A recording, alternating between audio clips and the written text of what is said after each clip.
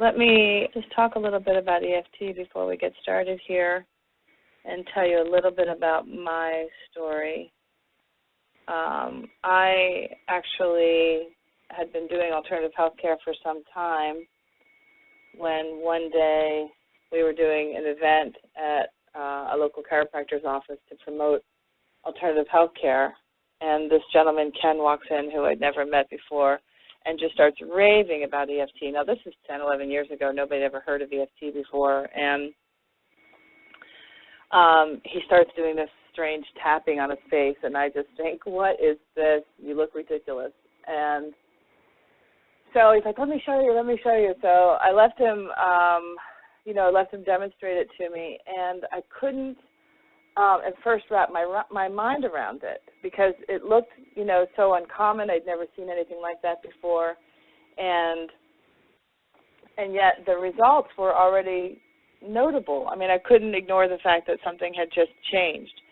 So I got home, and I couldn't stop thinking about it, and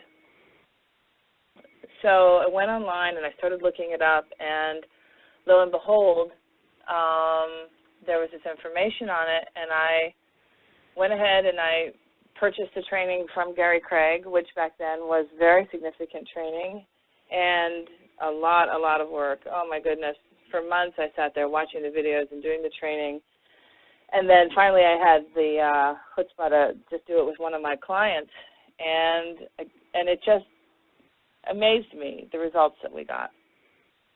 Very quickly, I started integrating it into my practice and using it all the time, and before long, it actually became my main protocol. Now, the thing about EFT that I love is that anybody can do it, and that it's so easy and so profoundly effective that you really can't deny it. And the thing that I think is most notable about EFT is that it works on emotions, which is something that nothing else has ever done.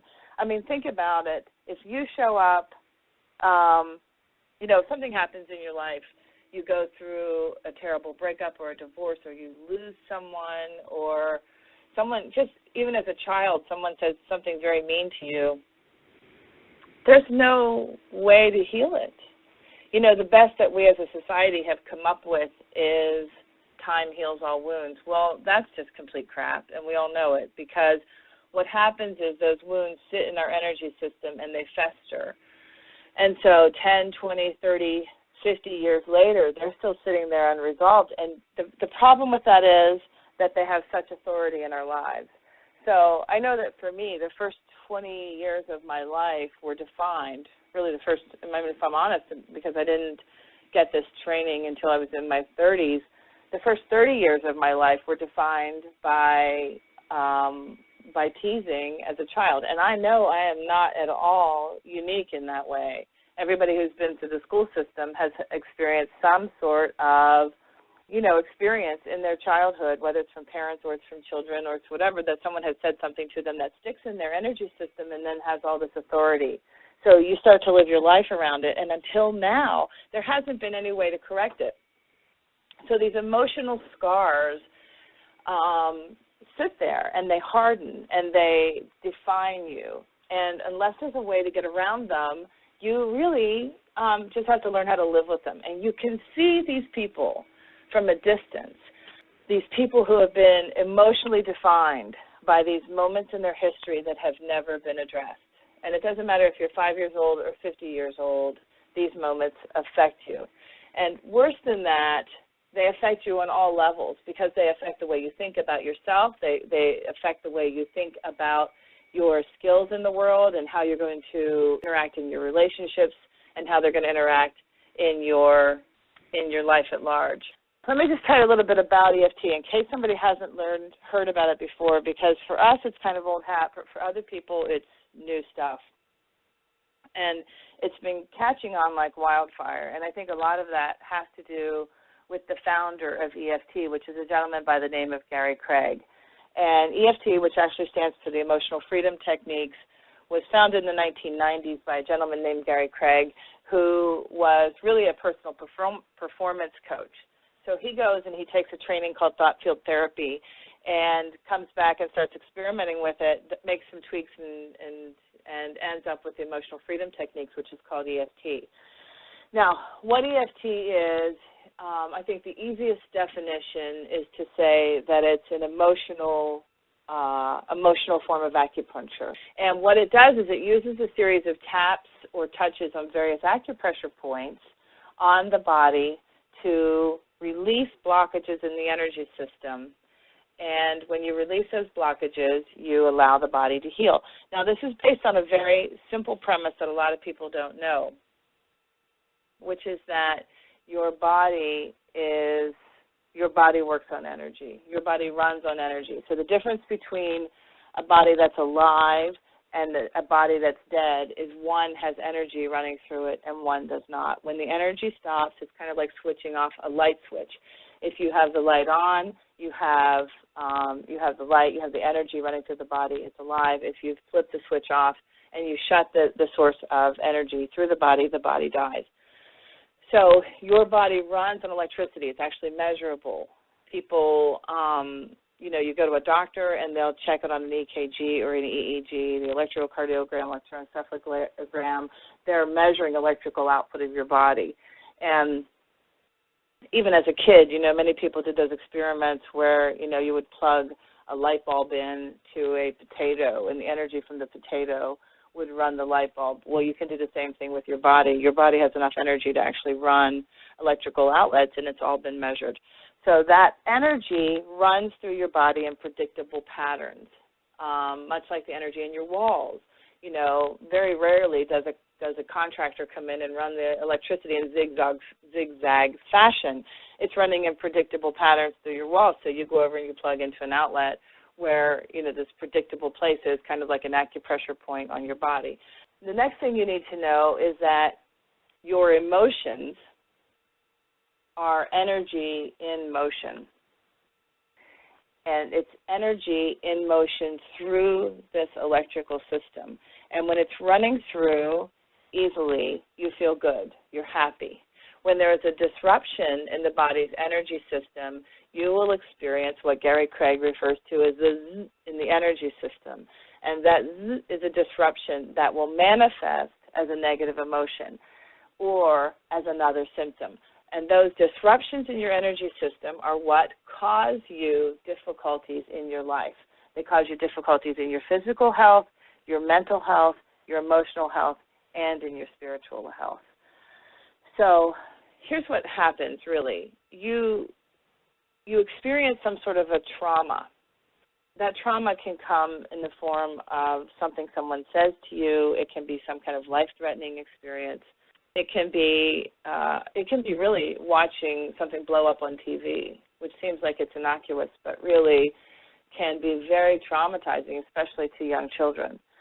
And so that trauma then causes physiological reactions in your body. And there's a whole, in the class, we actually go through the physiological experience. We don't really have time to do it here. But then what happens is this energy gets stuck in the system, and it starts to replay itself over and over and over again, like a stuck needle in a record. And no matter how hard you think about it or how hard how much therapy you go to, it seems like it makes no difference because you end up with that groove back in the record over and over again, and it just keeps coming up, and you push it aside and you push it aside. Well, it's because you have a blockage in your energy system. When you clear that blockage, you will be amazed at how quickly and efficiently that issue just goes away. Now, it doesn't mean you aren't going to remember it. You just aren't going to remember it with the same charge. So I know, like, when I work with people who have grief, they've lost a loved one, and that's, that can take years for people to get over if they don't have help. And I know, for instance, I had these two people, both lost a loved one in the same month. And one woman lost her husband in a tragic lawnmower accident, actually. She had asked him to mow the lawn. They had family coming for an event, and they were actually clients of mine prior to this. And she asked him to mow the lawn. He goes out at dusk to mow the lawn, flips the tractor over on himself, kills himself. She finds him later that night. Very traumatic experience. In the same month, another woman who did not come to me for 2 years later, was actually referred to me by the first woman. Her husband, actually it was her fiance, so it was actually worse because wedding and everything was planned and that didn't happen, and all their money, everything was a mess. He died he went off on a motorcycle trip with some friends to ride for cancer or something, and flipped his motorcycle and died, and actually had limbs removed. Also not a nice story. Now, the first woman knew me, and they had actually worked with me before, and she came in immediately. I mean, the day she found out, she called me. We got to work, and within a few short months, she and her son were back living their lives relatively normally. And when she thought about him, she thought about how much she loved him and how happy she was that he was in her life. She was able to experience him, you know, when he would come to her in her dreams and feel happy about it. The other woman was completely derailed. She could not move out of his family's house. She could not work. She could not function. And her life stopped when he died. There was no movement for her at all. So it was some long time afterwards. I can't give you specifics because this was some time ago. Maybe a year and a half went by, or 2 years, before she ran into the first client, who actually, you know, ran into her somewhere and said, "Listen, go see this woman." And so she came to see me, and within 3 sessions was back to living her life again. Now, something like that is so traumatic, but there's all these little details, you know, the belief that if you love someone, you have to grieve, and these social mores that say you're supposed to grieve for someone, you know, for a very long time, and that the more you love them, the more you grieve. But what EFT does is it doesn't take away the memory of that person. It doesn't take away the love that you had for that person. What it does instead is it clears the trauma out of the energy system, so that when you think back on them, you remember them, and you can remember them with love and with happiness. That's just one example of something that EFT can work on. EFT can be used for so many different things. When you understand that all negative emotion is a disruption in the body's energy system, and that by clearing the disruption in the body's energy system, you can literally transform your life, because you're eliminating beliefs about yourself that are not true. You're eliminating things that other people have told you that just aren't true. You're digging into finding out, what's this reason over here why I can't allow myself to do this, or to, you know, to fall in love, or to make money, or to lose weight, or whatever it is. What are these beliefs that are holding you back? EFT goes in there, and through setting intention and tapping on the energy system, goes in and really gets to the core issue, and then releases it. It doesn't go in and pull it out. It just releases the disruption in the body's energy system, so that now the energy can flow through. Because this works on everything, you can use it for anything. Now, the other thing you should know is that there's no negative side effects. There's none. I mean, other than you could maybe tap on yourself too hard and get black and blue. And also, if you're working with somebody who's, you know, if you're working with somebody who's in a highly exacerbated state, you know, and a lot of you who are psychologists or counselors or you know, social workers are going to run into those kinds of people. You know, you really need to know what you're doing to work with them, because you can re-traumatize, and you don't want to do that. So in the course, of course, we teach you techniques that are going to stop you from re-traumatizing, so that you know how to move through the more serious issues. But by and large, you can use this technique to heal yourself, to heal your own life, which I love. So the course, actually, if you decide to take the course, it can be taken by both professionals and by laymen. So if you want to take this class because you want to heal you, that will happen. Now, I can't guarantee you're going to heal everything that ever happened in your whole history, but you have the technique and the professional technique within that you can then take out into your life and continue to work on yourself every day. I can tell you that I tap constantly, and I don't just tap to heal my history anymore because I really feel like my history is healed. I just don't have, I just don't have trauma that I can look back on and say this now defines me. But I do use it in my present. So today, while we're trying to put this webinar together and Murphy's Law is in full force and technology is literally kicking my ass, I find myself tapping my way through it so that I can maintain the calm and not get so traumatized by this that I no longer want to do webinars, because I think it's such an important way of communicating with people that I just have to get through what it takes to learn this. So I use EFT in my life all the time. So anyway, you can use this technique as a person who wants to heal themselves, and it doesn't matter if you're talking about emotional issues. Again, if you have physical pain, my God, EFT, I mean, there are people out there who can tell you stories about how people have healed themselves of multiple sclerosis using EFT. I mean, this technique the things that it has been known to do are amazing.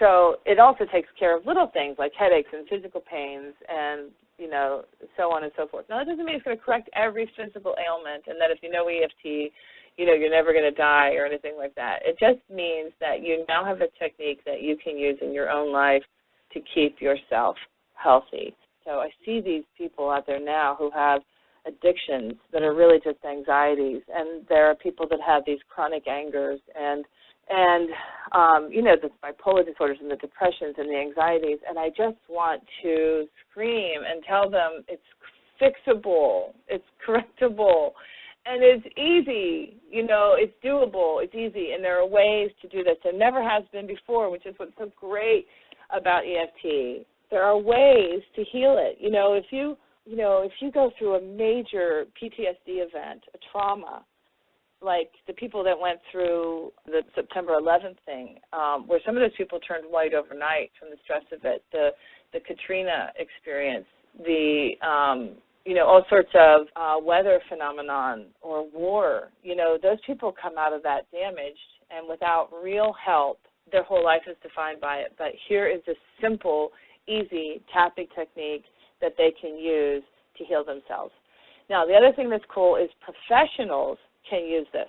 So not only can you use this in your own life, but professionals use it all the time. And in the last class, we had a professional, and, at the end of the course, those of you who take it, you'll see her actually talking about this. She's like, I'm afraid to use this in my own, my own practice because I don't know what people will think. And so I said, well, let's just talk about your results. With the clients that you're working with that you're not using EFT, what kind of results are you getting? How many have gotten better? And you would think that if you asked a psychologist or a counselor or a social worker, how many of your people gotten better, the answer is going to be, 50, 60, 70%, maybe higher. But the answer was zero. Nobody actually got better. They made progress. Well, everybody will tell you this kind of stuff takes years to get better, but it's not like that. It's only like that because they don't have a technique that actually addresses the core issue, which is the blockages in your energy system. So I said to her, well, how many of your clients have gotten better with EFT? And she's like, 80, 90%. I don't remember what she said, but it was in that range. And I thought, then what is your holdup? You're worried about what other people are going to think? Tap on it. Because you went into the healing profession because you wanted to help people get better. You didn't want to just take their money by having them line up week after week after week to spend another $150 to talk to you for an hour. Instead, bring them in the door and help them get better. And there will always be a line of people who want your help if you're really helping people. You'll make just as much money. And I love that about EFT. I love that you can take somebody who's really not well, and not only can you help them, but you give them a technique that's so easy to learn that they can use in their own life and go home. So if they get into the middle of a trauma, if they get into another moment where someone's hurting their feelings or something has happened in their life, and we all have it, they have a way to get through it now. So it doesn't have to live in their energy system for another 5 or 10 or 15 or 50 years. And the other thing that's cool about this is it does not matter how old it is. The energy system does not know space and time. It doesn't matter if the trauma happened yesterday or it happened 50 years ago, or one could even presume happened in a past life. The trauma has the same authority and can be cleared with the same efficiency. So what are the kind of things EFT can work on besides anxiety and depression and PTSD and physical ailments? It can also help you with things like really difficult issues like rape issues. Rape's one of my favorite things to work on, which seems crazy because people get so stuck, not in just perceptions about rape, but the experience itself. And, rape, incest, it's another one that, people get stuck and their whole life is defined by it. But with EFT, they sit across from you and you help them to shift their paradigm and you clear it out of their energy system and you do it from a place of love, from the objective, all-loving observer, from the fifth dimensional experience. And you help them to clear it and they walk out and then it's just over. It doesn't mean they forget it. It just means it no longer has any authority in their life and they can move on with their life in such a new way. I think it's also powerful in helping people to create their lives. So you look at these people who are blocked and nothing seems to ever move them through. And it turns out that it was a belief system or it was something that someone said. And you go in there with EFT, you find the core issue, which is something we do a lot of in EFT. We learn how to do setup statements. We learn what are the core issues. And then once we find it, we address it, and then it layers off. That's another thing. It's like onions. So you'll get to one piece of the puzzle, and then you'll go to another piece of the puzzle, and it just has this way of just popping up one after the other to reveal themselves. And you tap out layer after layer after layer until the core is just laying right in front of you. You take it out. You see the body sigh. You hear the body relax, and you watch the body transformed right in front of you. Sometimes people ask me what I do for a living, and, this is when I was doing EFT and other protocols full-time. Nowadays, I really focus most of my attention on the school, which is part of why I just love this online platform, so I can be teaching it at the same time that I'm, keeping the school growing. But people used to ask me what I do for a living, and I would say I watch miracles. I'm not a miracle worker.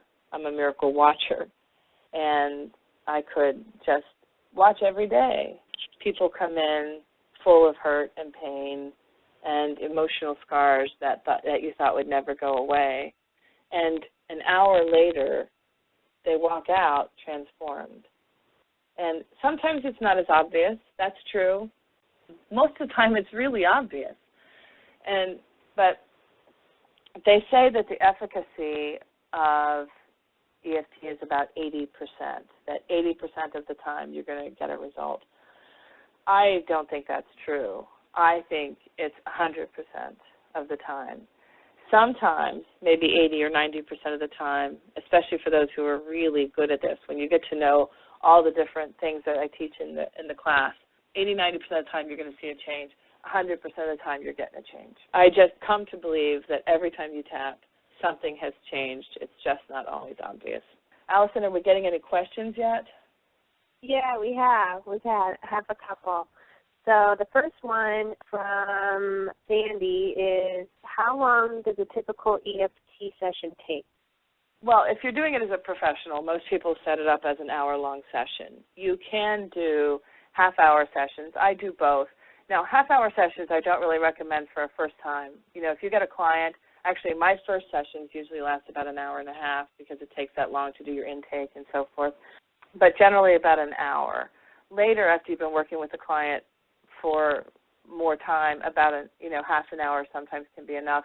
If you're working on yourself, a session can take a minute, just a minute to run a round of tapping if you're in the middle of stress.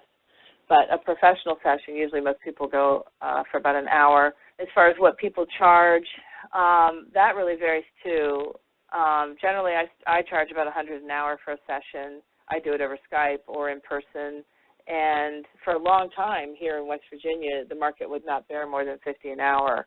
So if I was doing it here in my hometown as a non-licensed professional, because EFT is a non-licensed protocol, so anybody can come in, take the training, get good at what they're doing, and then go out and help people. You don't have to go through board certifications. You don't have to go through all the legal rigmarole. You can just start helping people, open your shop. And as a certified level 2 EFT practitioner, if you take this training, you're getting level 1 and level 2 practitioner certification. You can set up shop and help people. Did that make sense, Allison? Help me here. Yeah, that was good. That was a great answer.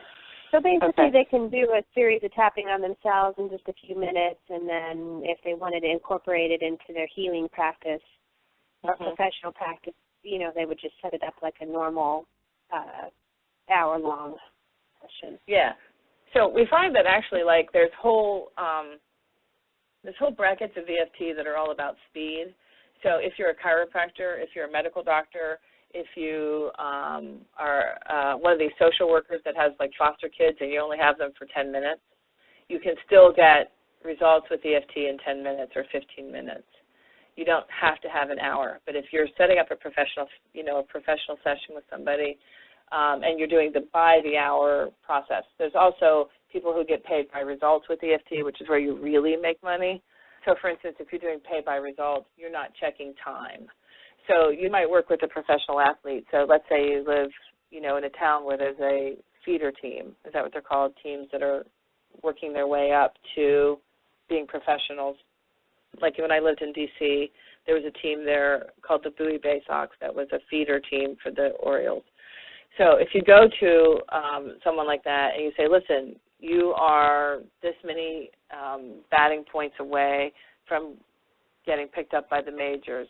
If I can get you to that place where you get picked up by the majors because you're really stuck and it doesn't look like you're going to make it, but if by working with me you get to the majors, I get 1% of your contract. That's another way of doing it where people make tons and tons of money. Or let's say they're working with, like, phobias. If you go into the business world and you work with somebody who has a fear of flying or who has a fear of public speaking and you use EFT to help them get over it, you ask them up front, what's it worth to you? If you can get past this fear of flying or this fear of public speaking, what's it worth in your career? Well, for somebody who could be a vice president and they're stuck in management because they're afraid to fly to get to all the conferences or do whatever they need to do, it might be worth a lot of money. So they might say, hey, it's worth $5,000. Well, now your session is not an hour long. Your session is until you get your results. And maybe that's 10 sessions, but that's, another way of doing it. Great. Any more questions? Awesome. Yeah, we do. We have a few others. Here's a question. Jenna asks, can you use EFT for weight loss? Yes, weight loss is to some degree anxiety. So you use food as an addiction in much the same way as someone would use cigarettes or, alcohol. So it's about learning how to get in there and take out, okay, I have the craving for this issue. In fact, we do a whole section in the class on cravings, and that works for all sorts of addictions. So, yeah, it's quite well known for that. It's not my specialty by any means, although I find addictions quite easy to get past in general, especially smoking. If somebody's really ready to get past smoking and they're willing to sit with you, you have to really deal with the underlying anxiety, but smoking itself pretty easy to get taken care of. That's awesome. So I think people are pretty excited. Okay, what else do people want to know? Well, I did get somebody that is in a challenging relationship with a significant other and would like to know how EFT can help with that. Okay. Here's what I find about relationships. And again, this is the kind of thing that we would deal with really quite specifically in the class. Because you do a lot of tapping in the class. We start out by doing sort of the personal peace procedure where you're working on yourself, and then we pair up into teams. So you're working with other students, and then you go off and you're working with practitioners. So there's a lot of hands-on work. It's very much an experiential class, not a lecture class, although there's tons of lecture. So when we get into the relationship piece of it, when you're talking about relationships, it's always about you. And that's what people don't want to hear. They want to think that, you know, their partner is doing something wrong, blah, blah, blah. Well, maybe their partner is doing something wrong. And sometimes, you know, you can't get past what they're doing wrong. But what I can tell you is you can never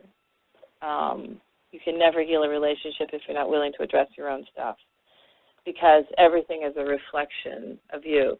It's like, you know, you've never actually seen yourself. You might see your hands or your legs, but you've never seen yourself. You've never looked into your own eyes. And even when you look into a mirror, you see a reflection, or you look at a photograph, you see a still frame, but you never see you. It never happens. And that's why relationships are so important in our life, is because we get to see ourselves through someone else's eyes. They become a reflection to us of who we are. And that's why, you know, when we're in a relationship, we look to somebody who is willing to love us even when we might not be willing to love ourselves, or someone who's willing to see the goodness in us and overlook the flaws. But as time goes on in any relationship, we sometimes get caught in the flaws, because that's the problem. That's us. You know, that's the piece of us that's unhealed. Otherwise, we can just let someone else be who they are and love them who they are without needing to change them. So if you're in a challenging relationship, the only thing you can change is yourself. You might get to, okay, so even though she or he drives me crazy when, right, you get down to the specifics. Even though she drives me crazy when she slurps her juice. And then you tap on it. Drives me crazy when she slurps her juice, drives me crazy when she slurps her juice, drives me crazy when she slurps her juice. Well, her slurping the juice isn't the problem. It's your reaction to slurping the juice that's the problem. So the power lies in healing yourself. Because when you're in love with somebody, you're really in love, and you're in that high, in that early stages, you never see what's wrong with them. It doesn't exist. All you see is their perfection. And later, as you start to get deeper into the relationship, you relax more, this reflection of yourself comes in, and you say, okay, so I hate the way they slurped the juice, which really it's the part of you who feels imperfect. So then we start drilling down into the core issues to find out what is the thing about you that is distressed by their slurping. And maybe it brings up a memory, or maybe it's a fear of being judged, or maybe it's, you know, there's a dozen different things, and we'd have to look at a specific person under a specific case to find it out. But once you find it out and you tap it out, then all of a sudden the person slurping their juice becomes funny or adorable again. It's, you know, it's no longer this agitation, but an interesting characteristic. We've all seen these couples who are, you know, somehow or other they've got this enlightened love. You know, although I think every relationship has difficulties. I don't think anybody has fairy tales. And if you take my ordination training, you know that I have a whole section in there on soulmates.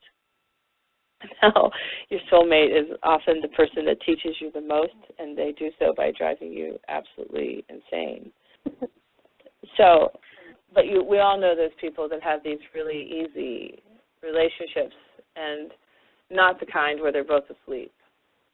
Is not what I'm referring to. The kind that they're both fully awake, fully engaged in the relationship, and fully accepting and loving of each other. And I think that comes from working on yourself, not from correcting the other. I don't know if that answered the question. It was a really long answer. No, that was great. That was great. I love it. So, all right. Yeah. Well, let me see if we have any other. If anybody else has, we have probably a couple minutes. If anybody else has a question, go ahead and submit on the front page of the event. There's a little box that says submit your question. Okay, yeah. Here's a couple more. This class is web-based. How can you do experiential? Okay. Question mark? Yeah, well, it's a really good question, first of all, the first aspect of the experiential piece is that in the first part of the EFT class, we're doing what's called the personal peace procedure, where you're working on yourself. So nothing is more experiential than sitting in your own home tapping on yourself. So that's level 1. Level 2 is many EFT practitioners now work online, because you don't have to tap on the other person. They tap on themselves and you guide them. In fact, that's part of what the beauty of EFT is, so you don't have to have a license to touch. I do recommend that you have the ordination, which is part of the reason that we offer the ordination training, so that you have that level of, legal protection. Not a requirement, but certainly a recommendation. And then the third level is working on people in your own life or in your own community. So once you get into the level 2 techniques and you're learning the more advanced stuff, you're actually going out and, working on people in your own community. Now, for those who are already professionals, if you're, a psychiatrist or a psychologist or a counselor, this is easy because you just start working on your clients. But otherwise, you might work with your family, which actually I think is the hardest thing ever, or your friends, or, you see somebody at Pizza Hut who really needs help, and you go, hey, I've done that before. And you'd be surprised how many people, after they roll their eyes at you for talking about tapping on their face to get better, will let you work on them. Okay, here's a couple more questions. Do you have any suggestions on approaching a skeptical family member, such as a teenager or spouse, with EFT who may have experienced trauma? Always tough. Like I said, it's hardest to work on your family. And I think that that's really tough for moms and dads alike to accept that their child isn't willing to accept help from them. And that's often because of shame issues. They're not willing to let their, because you're in that role of disciplinarian, they're afraid, and also because they care about your opinion so much, they're afraid to let you know these things that might have happened to them. And they just can't reveal themselves to you that much. To some honestly, sometimes you can't get past it.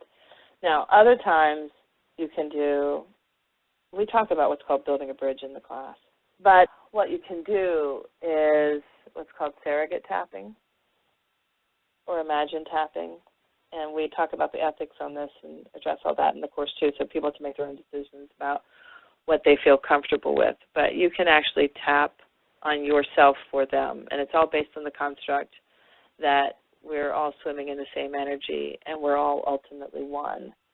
So I'm you, you're me, and or I am you. You are me, so you can guess that that's where the name of the school came from, I am you. And you can surrogate tap for them. So you can sit in your room at night and just tap. And otherwise, it's just, good social skills. You just have to find a way to get them to trust you with their other stuff. Now, the other thing that's relevant here is that in the advanced training, you learn a bunch of techniques, because people think EFT is just, tapping your face, and it is. But it's more, it's so much more. You learn these advanced techniques. You learn the tearless trauma technique. You learn the movie technique. You learn the choices technique. You learn touch and breathe. You learn a series of different advanced techniques that are going to teach you how to address somebody who just really doesn't want to talk about it. So you can say to them something like, listen, I'll give you $20. So if you just sit here and let me tap with you for 15 minutes. I'm kidding, of course, but not really, because that's, with teenagers, that's what talks, isn't it? But you find a way to get them to relax, and you just say, listen, I don't ever have to know your stuff. And I don't even really want to know your stuff. This is your personal life. But as your parent or as someone who loves you, I want you to feel better. So please let me help you. And I will do it without ever going into your stuff. I don't have to know it. So, by providing that separation, perhaps that will be a way in. Every person is different, so there's no straight-up answer for this one. I'm sorry, I don't have any better answers than that. Good. Well, I thought it was good. Very helpful. I know I've had that issue, with my boyfriend where, he never listens to anything that I say, but if I refer him or maybe lay down a book or a brochure or a business card or, he'll go to somebody else or he'll read about it. He won't actually come to me right. for the session, pretty rarely. So. Well, unfortunately, it has to do with balance in relationships.